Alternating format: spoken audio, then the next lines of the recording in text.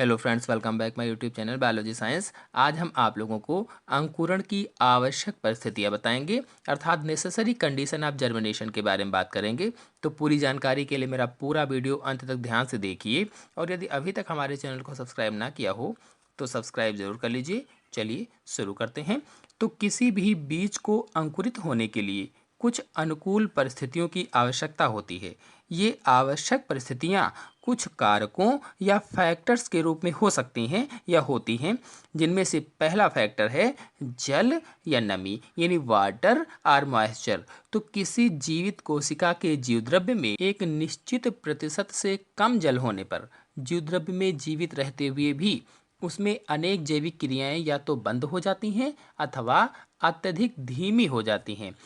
कहने का मतलब ये है कि कोई भी जीवित कोशिका है तो उसका जो जीवद्रव्य होता है तो जल निश्चित मात्रा में होता है। यदि उससे कम हो जाता है तो कम होने पर क्या होता है कि जीवद्रव्य तो जीवित रहता है, लेकिन जीवित रहते हुए भी उसमें बहुत सी ऐसी जैविक क्रियाएं होती हैं जो या तो धीमी हो जाती हैं या तो बंद हो जाती हैं। तो सूखे बीजों में जल का प्रतिशत केवल 8% से 15% तक होता है।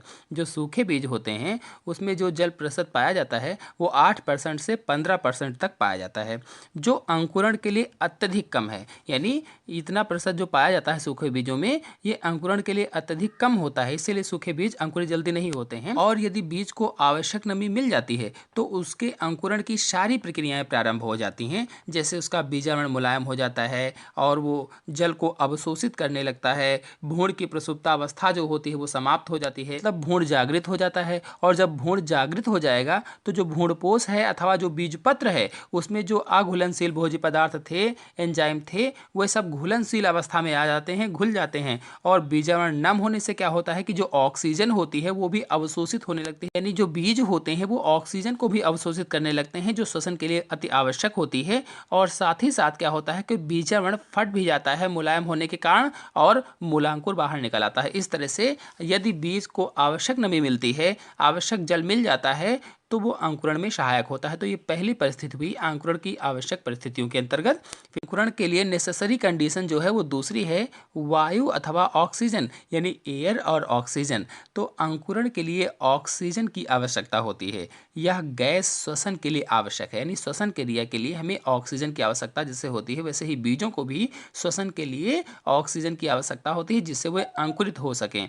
श्वसन से ही भोज्य पदार्थ का अपघटन होने से उनसे ऊर्जा प्राप्त होती है। यानी जब श्वसन होता है तो जो हमारे अंदर भोज्य पदार्थ होते हैं उनका अपघटन होता है, और अपघटन होने से ऊर्जा हमें प्राप्त होती है। तो विभिन्न जैविक क्रियाओं और अंत में वृद्धि के लिए ये ऊर्जा आवश्यक होती है। जो हमारे शरीर में बहुत सारे जैविक क्रियाएं होती हैं, मेटाबॉलिज्म क्रियाएं होती हैं, उनके लिए ये जो ऊर्जा होती है ये अति आवश्यक होती है।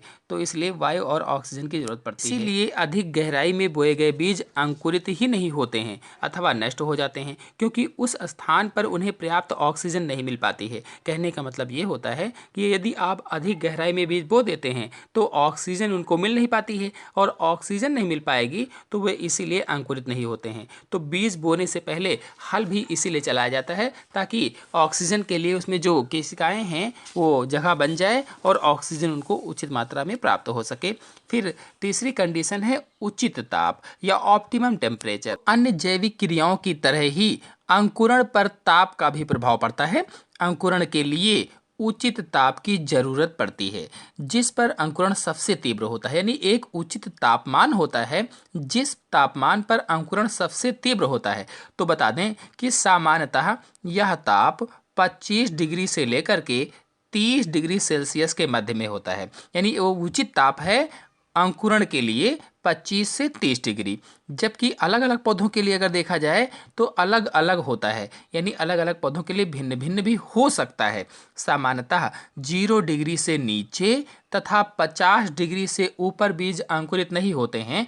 यानी अगर देखा जाए सामान्य रूप से तो 0 डिग्री से नीचे अगर तापमान है तो बीज अंकुरित नहीं होगा, और 50 डिग्री से अगर ऊपर तापमान है तो बीज अंकुरित नहीं होगा। तो कुल मिलाकर देखा जाए तो उचित ताप या ऑप्टिमम टेम्परेचर के अंतर्गत अंकुरण के लिए उचित तापमान की जरूरत पड़ती है और यह उचित तापमान 25 डिग्री से 30 डिग्री के मध्य में होता है। यानी 25 डिग्री सेल्सियस से 30 डिग्री सेल्सियस के मध्य होना चाहिए, तब जो बीज होता है उसका अंकुरण बढ़िया आराम से हो जाता है।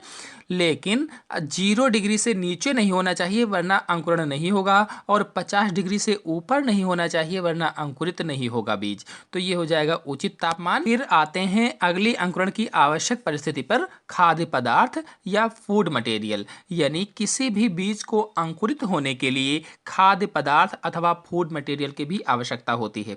तो सभी सामान्य बीजों में भ्रूण तथा नवोद्भिद के बढ़ने के लिए पर्याप्त मात्रा में भोज्य पदार्थ संचित रहता है। वह भोजन जो बीजों के भ्रूण में, चाहे वो भ्रूणपोष के रूप में चाहे वो बीज पत्रों के रूप में संचित रहता है, और जब बीज अंकुरित होने लगता है उसको भोजन प्रदान करता है, ऊर्जा प्रदान करता है, खाद्य पदार्थ कहलाता है। तो यह खाद्य पदार्थ बीजों में सामान्यतः भ्रूणपोष और बीज पत्रों में संचित रहता है। इतना तो आपको पता चल गया है और मैंने पिछले वीडियो में आपको बताया भी था। तो अंकुरण के समय इसे घुलनशील बनाकर भ्रूण को उपलब्ध कराया जाता है। यानी ये जो भ्रूणपोष में भोजन संचित रहता है, जो बीज पत्रों में भोजन संचित रहता है, तो जब बीज अंकुरित होने लगते हैं तो अंकुरण के समय ये भ्रूणपोष वाला भोजन या बीज पत्रों वाला भोजन घुलनशील अवस्था में आ जाता है। तब ये बढ़ते हुए प्ररोह में जाता है और उसको पोषक तत्व उपलब्ध होते हैं।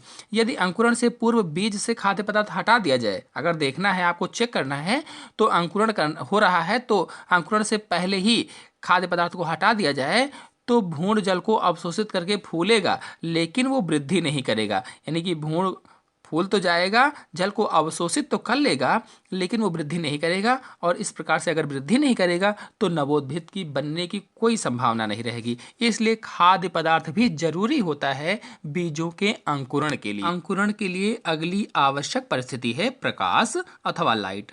तो सामान्यतः प्रकाश का अंकुरण पर कोई प्रभाव नहीं पड़ता अगर सामान्य रूप से देखा जाए, लेकिन विभिन्न प्रकार के प्रयोगों से स्पष्ट हुआ है कि प्रकाश की उपस्थिति का अंकुरण पर धनात्मक प्रभाव पड़ता है। यानी अगर प्रकाश उपस्थित है तो अंकुरण जो होता है वो अच्छी तरह से होता है। कुछ जाति के पौधों के बीज निश्चित ही प्रकाश में नहीं उगाए जा सकते हैं। यानी बहुत से ऐसी जाति के पौधे होते हैं जिनके बीज होते हैं वो प्रकाश में नहीं उगाए जा सकते हैं। जैसे कौन कौन से हैं? टमाटर, धतूरा आदि के जो बीज होते हैं ये प्रकाश में अच्छी प्रकार से नहीं उगते हैं, तो इनको प्रकाश की कोई आवश्यकता नहीं होती उगने के लिए। जबकि तंबाकू, जंगली पालक आदि के बीज अंधकार में नहीं उगते हैं। यानी जो तंबाकू है, जंगली पालक है, इनके जो बीज होते हैं ये अंधकार में नहीं उगते हैं, इनको प्रकाश की आवश्यकता होती है। लेकिन नवोद्भिद की वृद्धि के लिए प्रकाश अत्यंत आवश्यक होता है। अंकुरण के लिए तो चलिए ठीक है कि हाँ किसी को आवश्यक है, किसी को आवश्यक नहीं है, लेकिन अगर नवोद्भिद बन गया है तो उसकी वृद्धि के लिए प्रकाश अत्यंत आवश्यक है। अन्यथा होगा क्या कि ऊतकों का भिन्नन सही से नहीं होगा, यानी ऊतक सही से विकसित नहीं हो पाएंगे, और क्या होगा कि वो लंबा, पतला, पीला, पर्णहरित रहित हो जाएगा। यानी जो पौधा होगा, बनेगा पौधा, वो लंबा हो जाएगा, पतला पतला सा होगा, पीला सा हो जाएगा और पर्णहरित रहित हो जाएगा। मतलब उसमें हरापन नहीं होगा या हरा पौधा नहीं होगा, वो पीला सा हो जाएगा। तो ऐसे पौधों को पांडुरित पौधे कहा जाता है। अगर प्रश्न पूछ लिया जाता है कि पांडुरित पौधे किसे कहते हैं, तो ऐसे पौधे जिनको प्रकाश पर्याप्त रूप में नहीं मिल पाता है, उनके ऊतक सही से भिन्नन नहीं कर पाते हैं, यानी ऊतकों का सही से भिन्नन नहीं होता है, वे लंबे, पतले, पीले और पर्णहरित रहित हो जाते हैं, ऐसे पौधों को ही पांडुरित पौधे कहा जाता है। तो इस तरह से प्रकाश हो जाएगा। आते हैं अगली आवश्यक परिस्थिति पर, बीजावरण की दशा अर्थात सीड कोट कंडीशन। कहने का मतलब यह है कि बीज का जो बीजावरण है उसकी दशा कैसी है, वो कैसा है। तो बीजावरण अगर नहीं जानते हैं तो मैंने बीजों के अंकुरण में समझाया था कि बीजावरण क्या है, बीजों के विभिन्न भागों को समझाया था, वहां से जाकर के आप मेरे चैनल में वीडियो को देख सकते हैं। तो सामान्यतः बीजों का बीजावरण अंतःचूषण के द्वारा जल का अवशोषण कर लेता है। यानी सामान्य रूप से अगर देखा जाए तो जो बीजों का बीजावरण होता है वो अंतःचूषण के द्वारा जल का अवशोषण कर लेता है। बीजांड द्वार से भी जल सोखा जाता है, और उसमें जो बीजांड द्वार होता है, जो माइक्रोफिल होता है, उसके द्वारा भी जल को सोख लिया जाता है। लेकिन कठोर बीजावरण वाले बीजों में बहुत से ऐसे बीज होते हैं जिनके बीजावरण कठोर होते हैं। यह क्रिया बीजांड द्वार से ही हो सकती है, यानी उनका जो बीजावरण है वो जल को अवशोषित नहीं कर पाता है, अवशोषण उसका नहीं कर पाता है, तो केवल बीजांड द्वार से ही जल अंदर जाता है। अतः अंकुरण की क्रिया अत्यधिक धीमी हो जाती है। अब जब पूरे बीजावरण से नहीं जा रहा है जल, तो अंकुरण की क्रिया भी धीमी हो जाती है। रेंडी तथा लीची जैसे बीजों में बीज चोलक की उपस्थिति जल के अवशोषण की क्रिया को थोड़ा सा तेज कर देती है। जैसे रेडी है, लीची है, इनमें बीज चोलक उपस्थित होता है, जिसके कारण जल के अवशोषण की क्रिया थोड़ा सा तेज हो जाती है। तो इस तरह से बीजावरण की दशा भी बहुत अधिक प्रभाव डालती है कि बीज का अंकुरण कितने दिनों में होगा, कितनी जल्दी होगा। यानी अगर कठोर है तो टाइम लगेगा, अगर कठोर नहीं है तो कम टाइम लगेगा। इस प्रकार से कठोर आवरण वाले बीजों को बोने से पहले विशेष प्रकार की क्रिया करके उनको नरम बनाया जाता है ताकि अंकुरण आसानी से हो सके।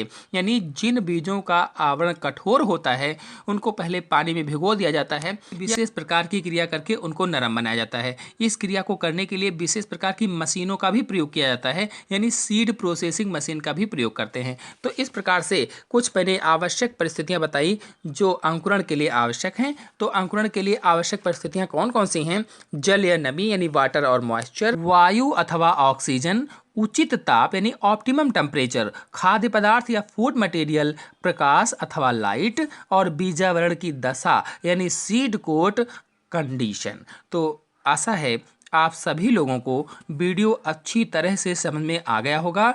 तो आज के अंक में इतना ही। अगले अंक की जानकारी के लिए मेरे चैनल को सब्सक्राइब कर लीजिए और साथ में बेल आइकन को भी प्रेस कर लीजिए ताकि आने वाले अगले वीडियो की नोटिफिकेशन भी, उसकी जानकारी भी आपको सबसे पहले प्राप्त हो जाए।